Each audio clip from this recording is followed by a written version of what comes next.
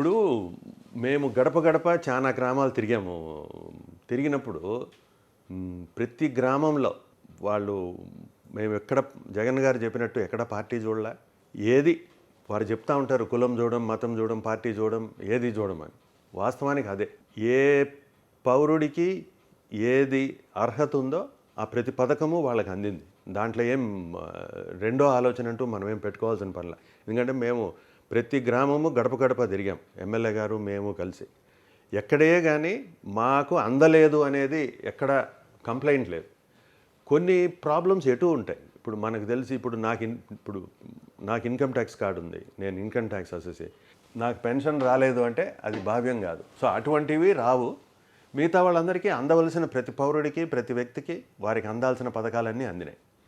కాబట్టి ప్రజలకు అత్యంత మేలు చేశారు. కాబట్టి జగన్మోహన్ రెడ్డి గారు ప్రజల్లో జగన్మోహన్ రెడ్డి గారి మీద కానీ వైఎస్ఆర్ కాంగ్రెస్ పార్టీ మీద కానీ ఎటువంటి వ్యతిరేకత లేదు. కింద గ్రౌండ్ లెవెల్లో మనం చూస్తే